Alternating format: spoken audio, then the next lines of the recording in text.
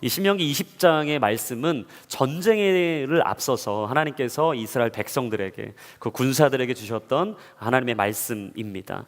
저는 이 말씀을 묵상하다가 그런 생각이 들었습니다.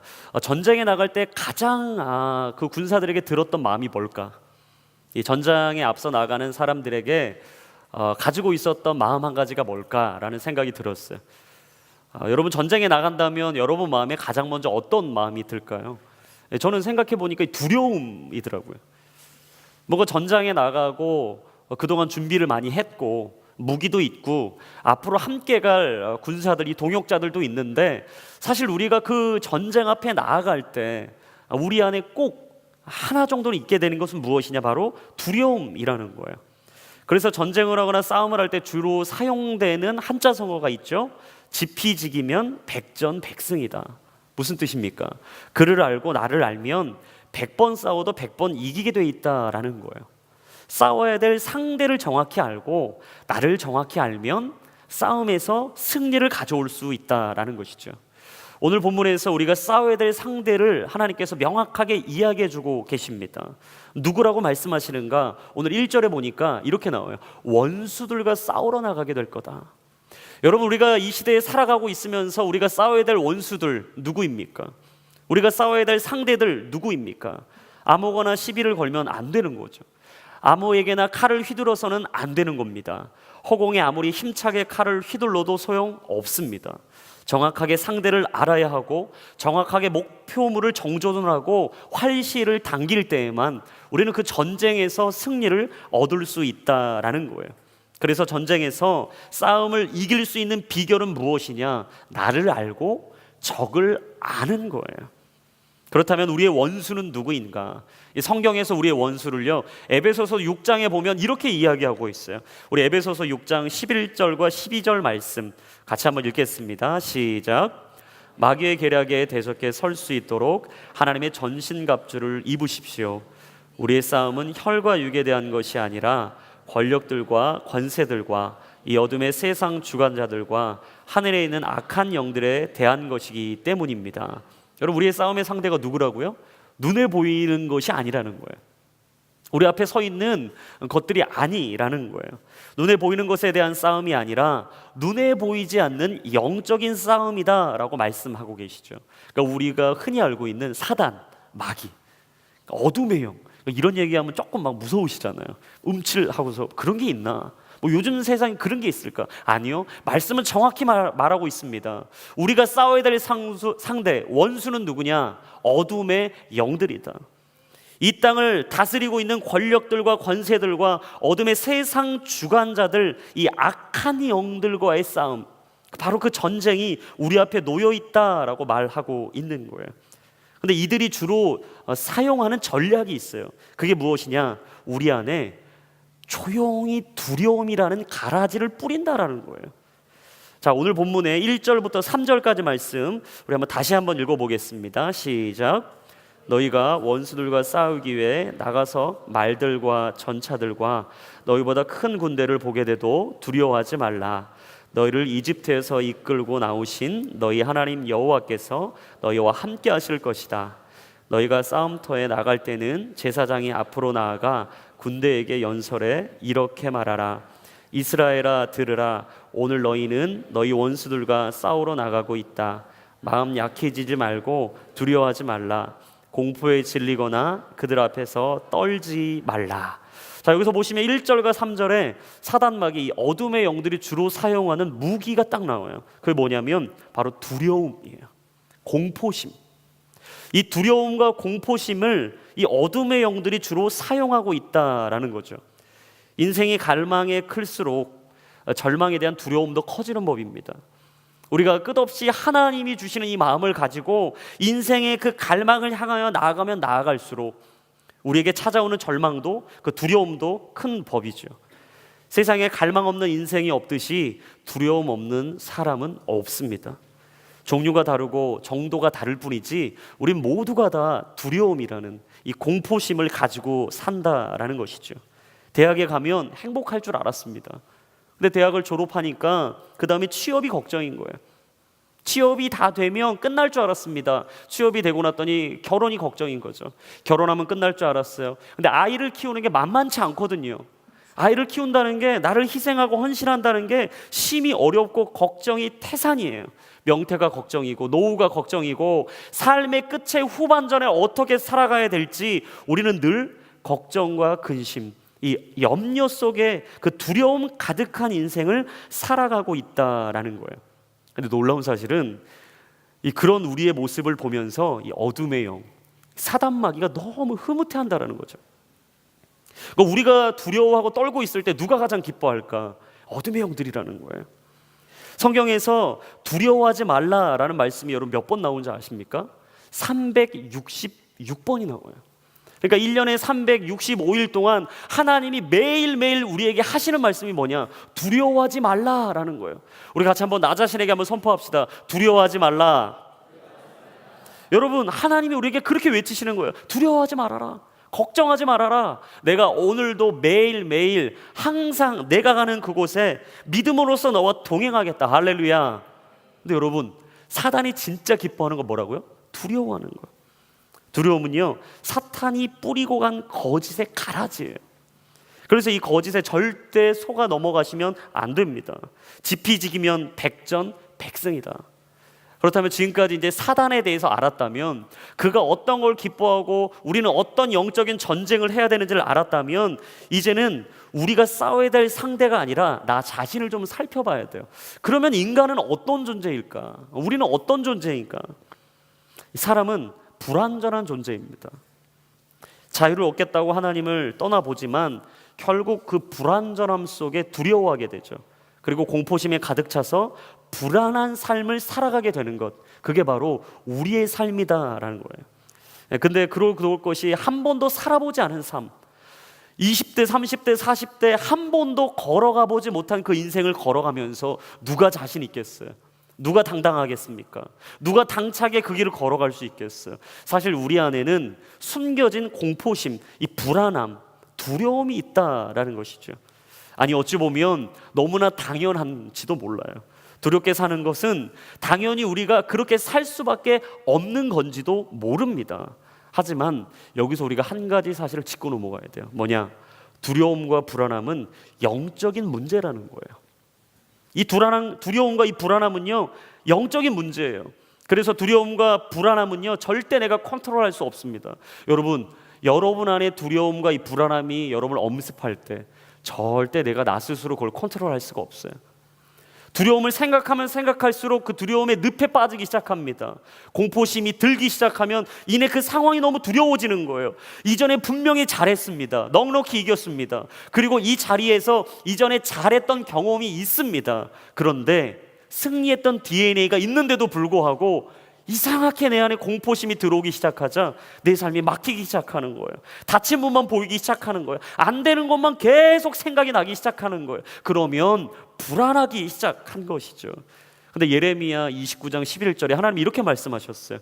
같이 한번 읽겠습니다. 여호와의 말씀이니라. 너희를 향한 나의 생각을 내가 하나니 평안이요 재앙이 아니니라. 너희에게 미래와 희망을 주는 것이니라. 하나님께서 우리에게 주시고자 하는 게 뭐라고요? 재앙이 아니라는 거예요.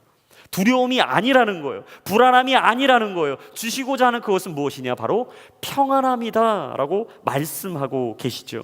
미래와 그 희망을 보면서 날마다 설레길 원하게 하시고 기대로 가득 찬 인생을 살아가면서 오늘도 기쁨으로 그 길을 걷길 원하시는 분, 그분이 바로 여호와 하나님이라고 우리에게 말씀하고 계신 것이죠.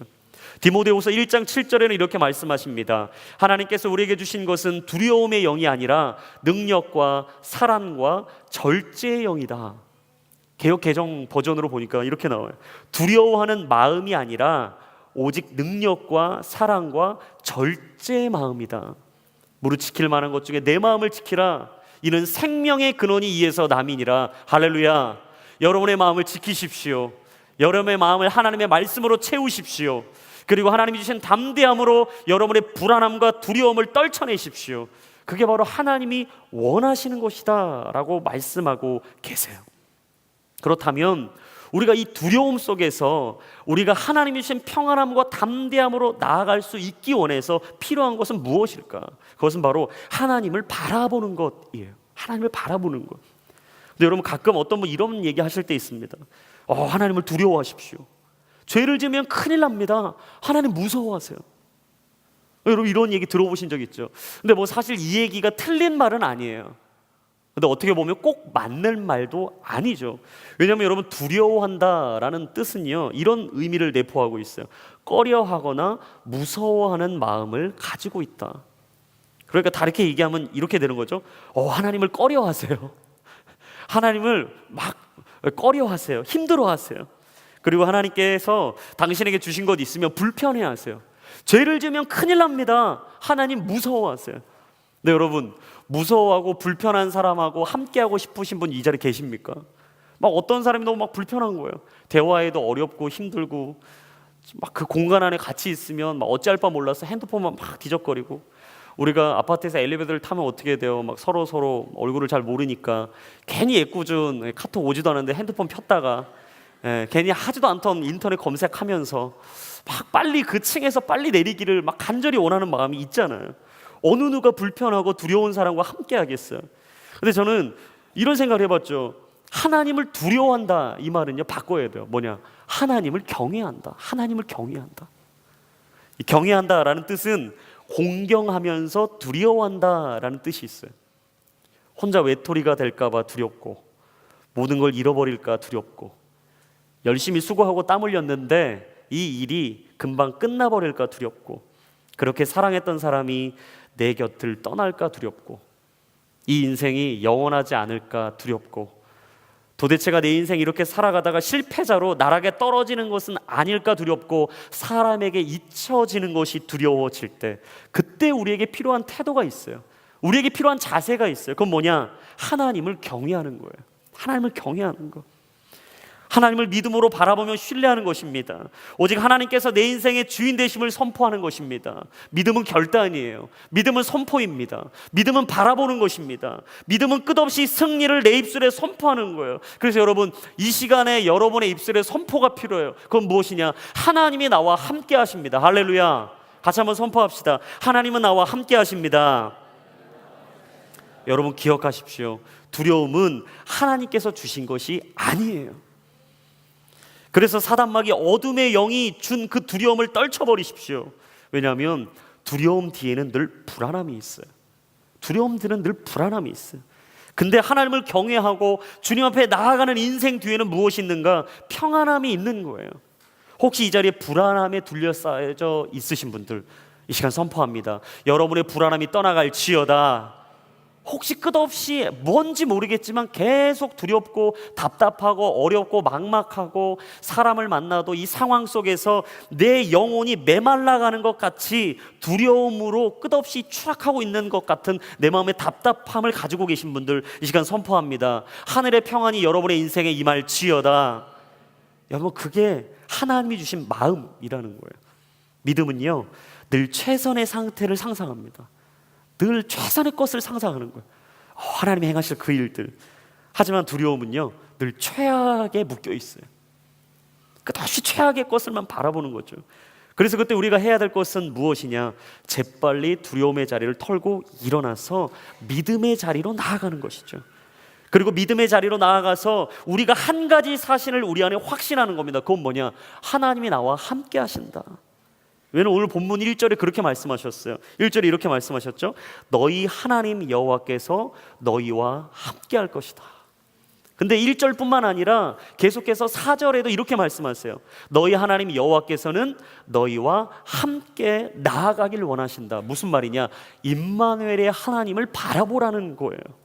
마태복음 1장 23절 말씀에 보라, 처녀가 잉태하여 아들을 낳을 것이요 그의 이름은 임마누엘이라 하리라 하셨으니, 이를 번역한즉 하나님이 우리와 함께 계시다 함이라. 아멘.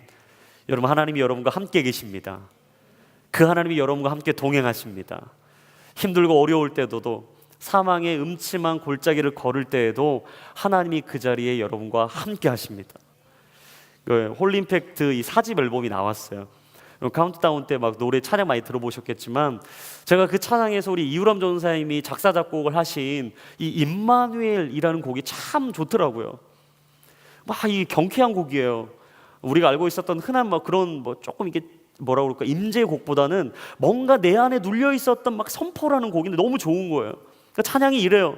임마누엘 나와 함께하는 주 임마누엘 내게 힘을 주소서 내 모든 것 다 드리니. 제가 이렇게 하다가 아까 갑자기 사무실에서 잃어버렸어요. 주 오셔서 다스리소서. 이게 멜로디가 너무 비슷한 거예요. 그래서 제가 이우람 전사님 이 찬양 좀 불러주세요 그랬다가 마지막에 제가 이걸 잘못 불러갖고 주 오셔서 다스리, 이거는 원래 주 오셔서 다스리소서 이 찬양이거든요. 그래요. 전사님이 갑자기 막 웃으면서 그게 아니에요 막 그러시더라고요.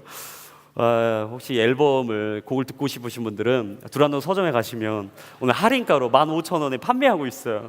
그래서 제가 이우람 전사님의 곡과 원유경 목사님의 곡이 자작곡이 너무나 은혜로운 곡이 너무나 많이 수록되어 있어서 저도 그걸 들으면서 참 큰 은혜 받고 있습니다. 여러분 성경 66권을 찾아보면요 하나님이 우리와 함께 하신다고 말씀하신 구절이 너무나 많아요. 창세기 28장 15절 말씀 같이 한번 읽어보겠습니다. 내가 너와 함께 있을 것이며 내가 어디로 가든지 너를 지켜주겠다. 그리고 너를 이 땅으로 다시 데리고 오겠다. 내가 내게 약속한 것을 다 이룰 때까지 너를 떠나지 않겠다. 도망자 야곱에게 말씀하신 것입니다.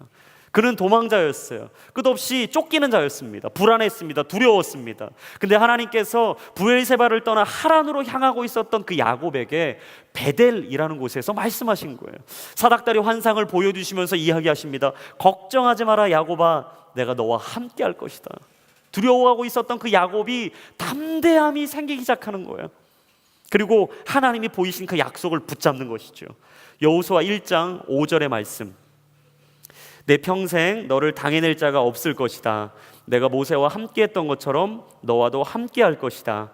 내가 결코 너를 떠나지 않으며 버리지 않을 것이다. 누구에게 한 말입니까? 여호수아에게 해주신 말씀이에요. 그동안 이 애굽에서 이 출애굽 사건을 했던 이 모세, 최고의 지도자였죠. 하나님이 이 땅의 지면에 어느 사람보다도 온유했던 사람이라고 이야기하셨고 이 사람보다 더한 리더는 나오지 않을 것이다 라고 말씀하셨어요. 120년 동안 아무 문제 없이 잘 살았습니다. 모두가 다 모세를 하나님처럼 떠받았어요. 여러분 다음 리더로 세워진 여호수아 얼마나 두려웠을까요? 저 이거 묵상하다가 늘 그런 생각해봐요. 정말 대단한 리더 밑에서 다음을 잇는다는 건 참 힘든 거다. 움츠리고 답답하고 힘들었던 그 여호수아에게 주님 말씀하시는 거예요. 모세와 함께 했던 것처럼 내가 너와도 함께 할 것이다. 여러분 하나님이 오늘 우리에게 말씀하십니다. 모세와 함께 했던 그 하나님이 오늘 우리와 함께 하신다고 이야기하세요. 여러분 두려워하지 마십시오. 떨지 마십시오. 답답해하지 마십시오. 하나님이 여러분과 함께 하십니다. 마태복음 28장 19절하고 20절 말씀 우리 함께 읽겠습니다. 시작. 그러므로 너희는 가서 모든 민족을 제자로 삼아 아버지와 아들과 성령의 이름으로 세례를 주고 내가 너희에게 명령한 모든 것을 그들에게 가르쳐 지키게 하라. 보라 내가 세상 끝날까지 너희와 항상 함께 있을 것이다. 아멘. 하나님이 끝날까지 항상 함께 하시는 줄로 믿습니다. 그 주님이 우리에게 말씀하시는 거예요. 저는 이 말씀 읽을 때마다 너무 좋아요. 왜냐하면 하나님이 끝까지 함께 해주신다는 거잖아요. 그러면서 마지막 종주부를 찍어주시는데 이사야 41장 10절의 말씀이에요. 함께 읽겠습니다. 시작.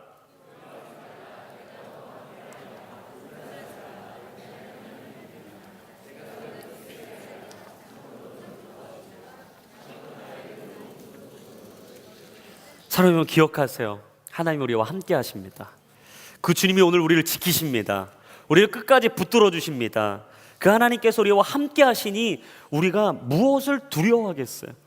놀라운 사실은 하나님이 함께 하면 결과가 있다는 거예요. 그 결과가 4절에 나와요.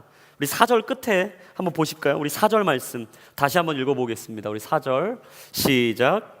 너희 하나님 여호와께서는 너희와 함께 나아가 너를 위해 너희 원수들과 싸워서 너희에게 승리를 주시는 분이다. 아멘.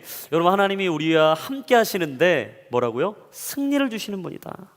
하나님의 임재, 하나님과 동행하는 인생에는 영적인 승리가 있다는 거예요. 여호와 니시, 언제나 승리를 주시는 여호와 하나님. 흥미로운 것은요, 5절부터 8절입니다. 이 뒤에 5절부터 8절에 쭉 보면요, 하나님이 전쟁에 나갈 군인들을 선발하시는 과정이 나와요. 근데 참 놀랍게도 독특한 장면입니다. 뭐냐면 전쟁에 나갈 사람들을 하나하나 부르시는 게 아니라 오히려 집으로 돌려보내시는 장면이에요. 첫 번째, 5절 보니까 새 집을 짓고 봉헌하지 않은 사람들이 있다면 집으로 돌려보내라. 6절에 보니까 포도원을 만들고도 즐기지 못한 사람이 있느냐? 그런 사람이 있으면 집으로 돌려보내라. 7절, 여자와 약혼하고 결혼하지 못한 사람이 있느냐? 그렇다면 그들을 집으로 돌려보내라. 마지막 8절이에요. 두려워하거나 마음이 약해진 사람들이 혹시라도 이 중에 있느냐? 그렇다면 그들을 집으로 돌려보내라. 여러분, 상식적으로 생각하면 전쟁 나가려면 사람을 모아야 되잖아요. 머리 숫자를 불려야 되잖아요. 그리고 조금이라도 더 준비된 사람이 있다면 그 사람들을 지금 데리고 같이 전쟁터에 나가는 게 맞는 거예요. 놀랍게도 하나님은 오히려 이 사람들을 집으로 돌려보내고 계세요. 어제 이걸 묵상하다가 이해가 안 가는 거예요. 그럼 하나님 도대체 누구랑 전쟁을 치르신다는 얘기인가? 도대체 이 전쟁에서 어떻게 하시겠다는 건가? 묵상을 하다가 하나님이 딱 말씀을 주셨는데 그게 사무엘상 14장 6절의 말씀입니다. 이 14장 6절에 보면 사울과 그 아들 요나단이요, 이 블레셋과 전쟁을 치르기 위해서 이 준비하는 과정이 나와요. 근데 블레셋은 철기 문명입니다. 이제는 더 이상 상대가 안 되는 싸움이에요. 왜냐하면 이스라엘 사람들은 돌을 들고 있는 거예요. 근데 그 말씀 속에 사무엘상 13장 22절에 보면 이렇게 얘기합니다. 싸우는 날에 사울과 요나단과 함께한 백성의 손에는 칼이나 창이 없고 오직 사울과 그의 아들 요나단에게만 있었더라. 무슨 말이냐? 이 상대편에 있는 블레셋에게는 모든 무기가 다 무장돼 있었고 지금 그들과 맞싸워야 될 지금 사울과 요나단에게만 창이 있었을 뿐 그 외 사람들에겐 무기가 없었다라는 거예요. 무슨 말입니까? 상대가 안 되는 싸움이라는 거죠. 보나마나한 싸움이라는 거예요. 불보듯 뻔한 싸움이라는 것입니다. 여러분, 세상에서 우리가 이럴 때 있어요. 아무리 싸워도요, 불보듯 뻔한 싸움이 있습니다. 아무리 생각해봐도 이거는 뻔한 결과인 거예요. 내가 지금 이 상황에서 이 싸움을 걸어봐도요, 당연한 결과가 나올 거라고 생각이 들 때가 있습니다. 근데 그때 요나단은 그 부하들에게 이렇게 선포했어요. 사무엘상 14장 6절 말씀 같이 한번 선포해 보겠습니다. 시작. 요나단이 자기 무기를 들고 있는 부하 청년에게 말했습니다. 이리 와서 저 할례 받지 않은 사람들의 부대에게로 가자. 여호와께서 도우시면 우리는 승리할 수 있다. 여호와의 구원은 사람의 많고 적은 것에 달려 있는 것이 아니기 때문이다. 아멘. 그렇습니다, 여러분. 우리의 싸움은 숫자의 많고 적음에 있는 것이 아닙니다. 상황의 좋고 나쁨에 있는 것이 아닙니다. 내가 생각했던 상식적인 방법대로 이루어지고 안 이루어지고의 문제가 아닙니다. 하나님의 손에 붙들려 있느냐, 하나님 안에 있느냐, 하나님이 우리와 함께 하시느냐. 오늘 하나님께서 내 편이 돼주시고 나와 함께 동행하신다면 그 싸움은 오늘 해볼 만한 싸움인 거예요. 사랑하는 여러분, 혼자라고 두려워하지 마십시오. 나 혼자라고 불안해하지 마십시오. 내 생각대로, 내가 판단한 대로, 내가 준비한 대로 상황이 척척 이루어지지 않는다고 너무 어려워하지 마십시오. 하나님이 여러분과 함께 하신다면, 하나님이 여러분 편에 서 계신다면, 그 주님이 오늘 우리를 도와주신다면 우리를 승리할 것이다. 오늘 요나단이 고백했던 그 고백처럼 저는 이 고백이 우리의 고백이 될 수 있기를 주님의 이름으로 축복합니다.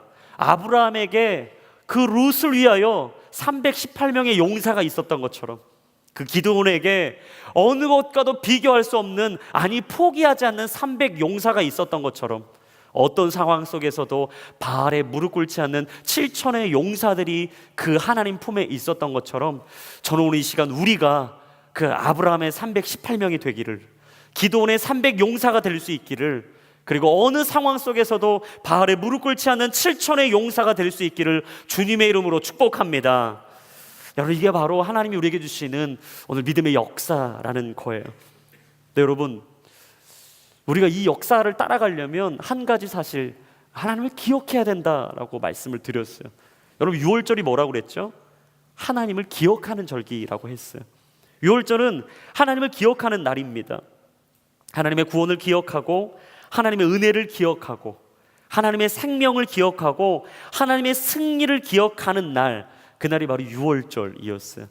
그래서 이스라엘에 있었던 모든 자들은요, 다 1년에 꼭 한 번씩 유월절을 지켜야 했죠. 네, 여러분, 우리가 인생을 살다가 정말 잊지 않고 기억해야 될 게 있습니다. 그건 무엇이냐? 하나님이에요. 하나님. 남들처럼 아무렇지 않게 잘 살고 괜찮게 살고 문제없이 살고 있었지만 어느 순간인가 우리 안에 영적인 굉음이 울리기 시작할 때, 경고음이 우리에게 울리기 시작할 때, 언제부터인가 하나님과 관계가 무미건조해지고 하나님과의 시간이 적어지고 도대체 주님께 드렸던 뜨거운 찬양과 기도의 열기가 언제인지조차 기억이 나지 않을 바로 그때 우리가 해야 될 것은 무엇이냐? 의지적으로 영적인 고독한 자리로 나아가야 된다는 거예요. 그렇습니다. 여러분, 예수님은 늘 그러셨어요. 영적으로 메마르고 힘들고 어려워질 때마다 하나님을 기억하시는 자리가 있었어요. 그 자리는 어디였는가? 바로 고독한 자리, 외로운 자리였어요. 늘 한적한 곳으로 나아가셨습니다. 아무도 찾지 않는 한적한 곳에 가셔서 예수님은 늘 자신의 삶을 돌아보셨어요. 여러분, 바삐 사는 게 중요한 게 아닙니다. 분주하게 사는 게 중요한 게 아닙니다. 많은 걸 하면서 사는 게 중요한 게 아닙니다. 오직 하나님이 그곳에 계시는지를 날마다 확인하는 것이 중요합니다. 바쁜 일상에 지쳐서 기도할 수 없다고 이야기한다면, 너무나 분주해서 하나님과 만날 시간이 없다고 이야기한다면, 혹시라도 내가 살아가고 있는 그 자리에 하나님의 이름이 높아지는 것이 아니라 내 이름이 높아지고 있다면, 본질을 잃어버리고 비본질 속에 내가 오직 하나님이 주신 길을 걷지 못하고 있다면, 그때 우리가 해야 될 것이 하나 있습니다. 그것은 바로 다시 하나님 품으로 돌아가는 거예요. 기도는 독대입니다. 내 안에 하나님의 사랑이 느껴지지 않는다면 내가 오늘 하나님과 독대해야 합니다. 내 안에 예수님의 십자가가 고백되지 않고 있다면 내가 다시 하나님의 품으로 돌아가야 합니다. 하나님의 승리가 아니라 두려움의 어둠이 가득하여 내 삶을 덮고 있다면, 그 두려움이 나를 가득 채우고 있다면, 여러분, 그때는 바로 기도의 골방으로 돌아가야 할 때입니다. 세상의 습관에 젖어서 기도의 습관을 잃어버렸다면, 세상의 삶의 습관이 너무나 내게 깊이 뿌리 내려서 하나님을 만나는 습관을 잃어버리고 있다면, 사랑하는 여러분, 오늘 시간 도전합니다. 여러분은 잠시 세상의 곁을 떠나야 돼요. 사람들과 함께했던 그 시간을 잠시 떠나 단절된 시간 속에 영적인 고독한 자리로 나아가셔야 됩니다. 내가 살 수 있는 길, 내가 사는 길은 오직 하나님의 음성을 듣는 길이에요. 저는 예수님의 누가복음 22장의 장면이 참 전 자주 묵상하는 장면이에요. 예수님이 그동안 참 많은 사역을 하셨습니다. 사람도 살리고 굶주린 자도 먹여주고 힘들고 어려운 병든 자들까지도 다 살려주셨어요. 근데 그 마음이 얼마나 공허했는지, 얼마나 지치고 메말랐는지 늘 주님은 그 상황 속에 하신 행동이 있어요. 조용히 고독한 자리를 찾아가셨어요. 누가복음 22장에 보면 이렇게 나옵니다. 예수님께서 습관을 따라 감람산에 나아가셨다. 습관을 따라. 그러면서 돌을 던질 만큼 저 멀리 가셔서 홀로 무릎을 꿇고 하나님께 조용히 기도했다라고 나와요. 근데 저는 이걸 묵상할 때마다 항상 이런 생각을 해요. 하나님이 정말 예수님에게 주셨던 이 너무나 많은 사역들이 참 힘드셨겠다. 이 감당하려면 너무나 무거우셨겠다. 혼자서 이 많은 것들을 다 짊어지시려면 얼마나 어려우셨을까. 제대로 먹지도 못했을 텐데, 주무시지도 못했을 텐데, 머리 둘 곳이 없다고 말씀하실 정도로 고독하고 외로운 삶을 살아가셨을 텐데, 왜 그토록 예수님은 끝까지 그 길을 걸으셨을 수 있는 걸까? 그것은 하나입니다. 기도하면 기도할수록 그 기도하는 주님께 하나님 힘을 주신 거예요. 기도하면 기도할수록 하나님 힘을 주신 거예요. 왜냐하면 누가복음 22장 43절에 이런 말씀이 있어요. 천사가 하늘로부터 예수께 나타나 힘을 더하더라. 여러분 집에 가서 꼭 찾아보십시오. 저 이분이 너무 좋아요. 예수님이 습관을 따라 감람산에 가서 기도하시고 돌을 던질 만큼 저 멀리서 혼자 외로이 고독하게 기도하시고 주님 앞에 나아갔는데 땀방울이 핏방울이 되도록 기도하셨는데 22장 43절에 이렇게 말씀하세요. 천사들이 하늘로부터 내려와 예수께 오더니 그 예수께 힘을 더하여 주더라. 여러분 두려우십니까? 주님께 기도하십시오. 삶의 희망을 잃어버리셨습니까? 주님께 기도하십시오. 혹시 여러분 마음속에 영혼 속에 힘이 없습니까? 하나님께 기도하십시오.